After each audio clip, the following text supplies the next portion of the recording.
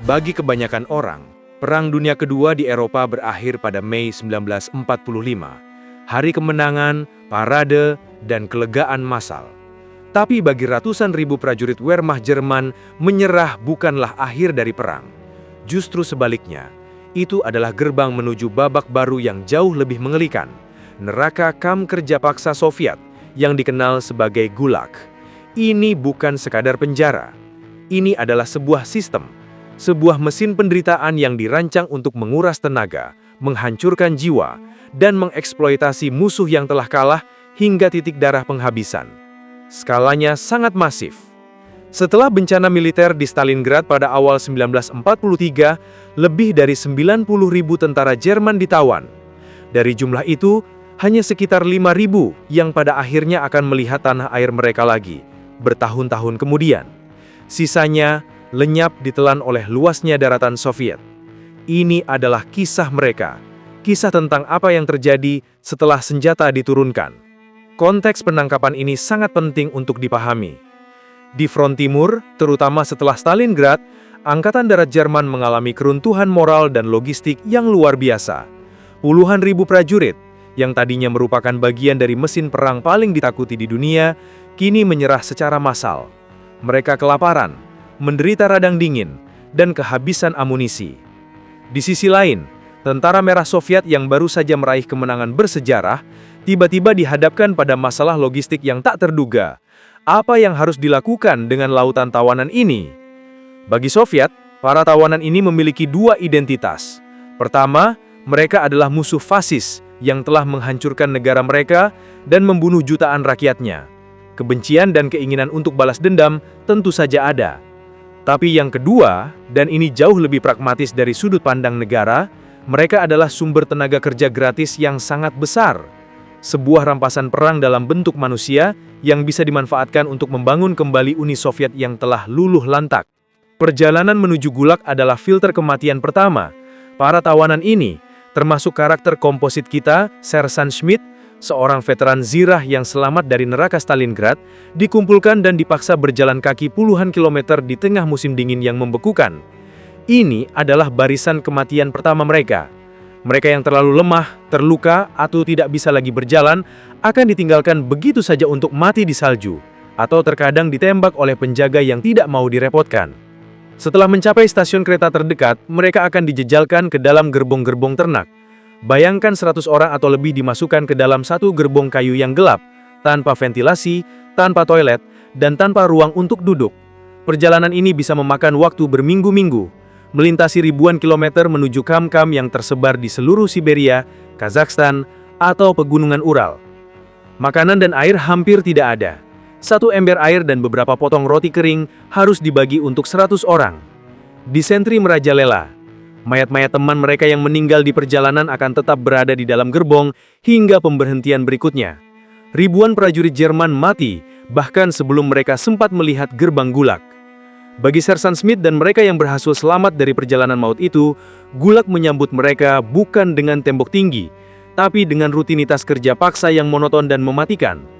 Kehidupan harian di kamp adalah suatu perhitungan matematis yang kejam, di mana output kerja selalu lebih besar dari input energi yang diberikan. Pekerjaan mereka bervariasi tergantung lokasi camp. Ada yang dikirim ke tambang batu bara atau biji besi di pegunungan Ural, bekerja di terowongan gelap yang sempit dan berbahaya, dengan resiko runtuh setiap saat.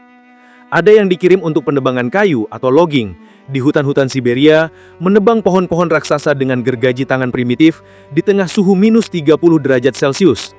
Ada pula yang dipaksa menjadi buruh konstruksi, membangun rel kereta api, pabrik, atau bahkan kota-kota baru dari nol, seringkali hanya dengan sekop dan gerobak dorong. Setiap hari mereka harus memenuhi kuota kerja yang tidak realistis. Gagal mencapai kuota, berarti jatah makanan mereka akan dipotong, sebuah hukuman mati yang diperlambat. Dan soal makanan, ini adalah instrumen penyiksaan utama. Ransum harian mereka dirancang untuk membuat mereka tetap hidup, tapi hanya nyaris. Sarapan mungkin hanya semangkuk bubur jelai encer atau kasha. Makan siang di tempat kerja adalah beberapa potong roti hatam yang keras dan lembab. Makan malam, jika beruntung, adalah sup kubis encer. Secara total, Asupan kalori mereka mungkin hanya sekitar 1.200 hingga 1.500 kalori sehari. Padahal, pekerjaan fisik seberat itu membutuhkan setidaknya 3.000 hingga 4.000 kalori. Hasilnya adalah defisit kalori yang kronis. Secara taktis, ini adalah bentuk kematian massal yang paling efisien dari sudut pandang Soviet. Para tawanan perlahan-lahan mengkanibal tubuh mereka sendiri. Otot mereka menyusut, lemak mereka hilang, dan tubuh mereka berubah menjadi kerangka berjalan. Tempat tinggal mereka tidak lebih baik. Barak-barak kayu yang penuh sesak, seringkali tanpa pemanas yang memadai. Mereka tidur berdesakan di atas ranjang kayu bertingkat tanpa kasur. Kutu dan serangga lainnya merajalela, menyebarkan penyakit. Seragam Wehrmacht Jerman yang dirancang untuk perang di Eropa sama sekali tidak berguna melawan musim dingin Siberia. Banyak yang hanya memiliki satu set pakaian yang sama selama bertahun-tahun, compang-camping dan penuh lubang.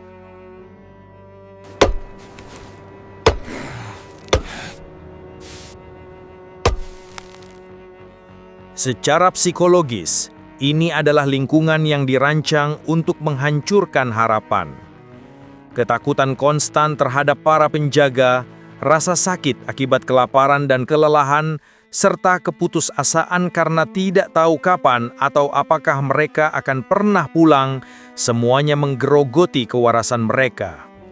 Dari seorang sersan panzer yang bangga, Schmidt kini hanyalah seorang nomor, sebuah angka dalam statistik produksi camp. Dengan kondisi seperti itu, kematian adalah teman sehari-hari di Gulag.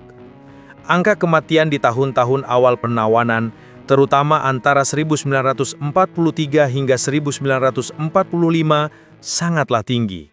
Tubuh para tawanan yang sudah lemah akibat pertempuran dan perjalanan tidak memiliki pertahanan terhadap penyakit. Penyakit yang paling dominan adalah tifus, yang disebarkan oleh kutu yang merajalela di barak-barak yang kotor. Disentri juga menjadi pembunuh massal akibat sanitasi yang buruk dan air yang terkontaminasi. Dan tentu saja, penyakit yang disebabkan oleh malnutrisi kronis seperti kacheksia, penyusutan tubuh ekstrim, dan scurvy, kekurangan vitamin C. Perawatan medis hampir tidak ada. Rumah sakit di camp seringkali hanyalah sebuah barak terpisah di mana para tawanan dibiarkan mati. Data dari Stalingrad adalah contoh paling ekstrim. Dari 90.000 tawanan yang memulai perjalanan mereka, puluhan ribu tewas di bulan-bulan pertama saja. Secara keseluruhan, dari sekitar 3 juta prajurit Jerman yang ditawan oleh Uni Soviet selama perang, diperkirakan lebih dari 1 juta di antaranya tewas di dalam tahanan. Dari sudut pandang taktis Soviet, ini adalah konsekuensi logis dari kebijakan mereka. Prioritas utama adalah produktivitas kerja, bukan menjaga kesehatan tawanan. Seorang tawanan adalah sumber daya yang bisa dibuang. Jika satu orang mati, masih ada ribuan lainnya yang bisa menggantikannya. Soviet tidak secara aktif melakukan genosida terhadap tawanan Jerman seperti yang dilakukan Nazi terhadap tawanan Soviet. Tetapi mereka menciptakan sebuah sistem yang secara pasif menghasilkan tingkat kematian yang mengerikan melalui kelalaian dan eksploitasi yang disengaja. Namun, tidak semua tawanan diperlakukan sama. Soviet, sebagai ahli propaganda, melihat peluang lain pada para tawanan ini. Sebagian kecil dari mereka, terutama para perwira yang bersedia bekerja sama atau mereka yang memiliki sentimen anti-Nazi, dipilih untuk tujuan khusus. Mereka dimasukkan ke dalam organisasi seperti Komite Nasional untuk Jerman Merdeka, National Komite Freies Deutschland. Para anggota komite ini diberi fasilitas yang jauh lebih baik. Makanan mereka lebih bergizi, barak mereka lebih bersih, dan mereka tidak diwajibkan melakukan kerja paksa yang berat. Tugas mereka adalah menjadi alat perang psikologi Soviet. Mereka dipaksa untuk membuat siaran radio yang ditujukan ke garis depan Jerman, membujuk rekan-rekan mereka untuk menyerah. Mereka menulis pamflet-pamflet anti-Hitler dan menyebarkan pesan bahwa perlawanan adalah sia-sia. Bagi Soviet, ini adalah cara yang cerdas untuk mengikis moral pasukan Wehrmacht dari dalam. Namun di dalam camp, keberadaan komite ini menciptakan perpecahan dan konflik. Mayoritas tawanan yang hidup dalam penderitaan memandang anggota komite ini sebagai pengkhianat atau Kameradenschwein, babi kawan. Kesenjangan perlakuan ini memicu kebencian dan ketidakpercayaan yang secara tidak langsung juga menguntungkan para penjaga Soviet karena mencegah para tawanan bersatu. Di tengah sistem yang dirancang untuk menghancurkan mereka, bagaimana mungkin ada yang bisa bertahan hidup? Jawabannya terletak pada adaptasi dan strategi kecil sehari-hari. Bertahan hidup di Gulag bukan lagi soal kekuatan fisik semata. Banyak prajurit muda dan kuat yang justru mati lebih dulu karena mereka tidak bisa beradaptasi. Sebaliknya, mereka yang bertahan adalah yang paling cerdik dan paling mampu membangun jaringan sosial. Sebuah ekonomi pasar gelap yang rumit tumbuh di dalam camp. Sepotong roti tambahan bisa ditukar dengan sebatang rokok, yang kemudian bisa ditukar dengan sepasang sarung tangan bekas yang lebih hangat. Para tawanan belajar menyelundupkan makanan dari dapur atau mengakali kuota kerja mereka agar tidak terlalu menguras tenaga. Solidaritas juga menjadi kunci. Memiliki seorang kamerat atau teman dekat bisa menjadi penentu antara hidup dan mati. Mereka akan saling berbagi jatah makanan yang sedikit, saling menjaga saat salah satu sakit, atau saling mengingatkan agar tidak kehilangan harapan. Upaya melarikan diri memang ada, tetapi hampir semuanya berakhir dengan kegagalan. Gulag seringkali berada di tengah-tengah wilayah antah berantah. Kabur dari camp hanyalah awal dari perjalanan mustahil ribuan kilometer melewati hutan belantara atau stepa beku, tanpa makanan dan dengan penduduk lokal yang seringkali memusuhi mereka. Mayoritas yang mencoba kabur akan mati karena kelaparan dan kedinginan, atau ditangkap dan dieksekusi. Analisis tentang survival di Gulag menunjukkan sebuah kebenaran universal. Dalam kondisi paling ekstrim, yang bertahan bukanlah yang terkuat, melainkan yang paling mampu beradaptasi, berkolaborasi, dan tidak pernah kehilangan akal. Ketika perang di Eropa akhirnya berakhir pada Mei 1945, Sersan Smith dan ratusan ribu tawanan lainnya mengira penderitaan mereka akan segera berakhir. Mereka salah besar.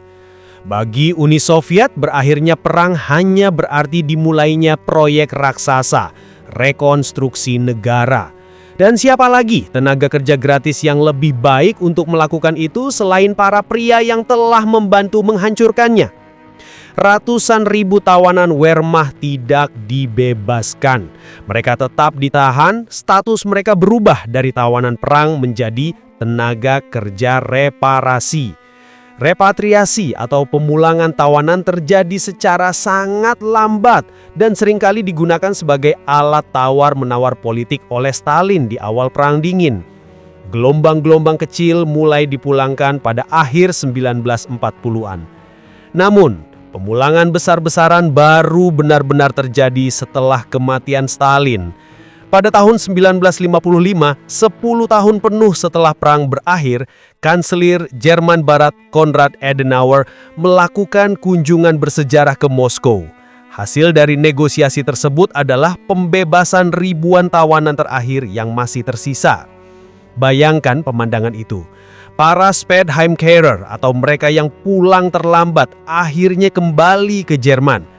Mereka bukan lagi prajurit muda berusia 20-an, mereka adalah pria-pria paruh baya yang hancur, dengan wajah yang jauh lebih tua dari usia mereka, tubuh yang kurus kering, dan tatapan mata kosong yang menyimpan kengerian satu dekade di Gulag. Mereka kembali ke dunia yang sama sekali berbeda, ke Jerman yang terbelah dua, ke keluarga yang mungkin sudah menganggap mereka tewas. Gulag telah secara efektif memperpanjang trauma perang Jerman jauh setelah tembakan terakhir dilepaskan. Jadi, seberapa apa hidup tentara Wehrmacht saat ditawan di Gulag? Hidup sebagai prajurit di front timur memang sudah keras, tapi setelah mereka menyerah, hidup mereka turun ke level paling rendah yang bisa dibayangkan. Kisah mereka adalah pengingat yang brutal bahwa perang tidak berhenti ketika senjata diturunkan. Gema penderitaannya terus berlanjut selama bertahun-tahun, bahkan puluhan tahun, dalam keheningan kam-kam yang terlupakan dan dalam trauma yang dibawa pulang oleh segelintir orang yang berhasil selamat. Ini bukanlah untuk membangkitkan simpati pada ideologi yang mereka perjuangkan, tetapi untuk melihat sisi manusiawi yang tragis di dalam salah satu episode paling kelam dalam sejarah. Karena pada akhirnya, perang selalu menuntut korban, dan seringkali korban terbesarnya adalah mereka yang berhasil bertahan hidup. Gimana menurut kalian? Tulis di kolom komentar. Jangan lupa like, share, dan subscribe Kopral Gondrong untuk konten menarik lainnya.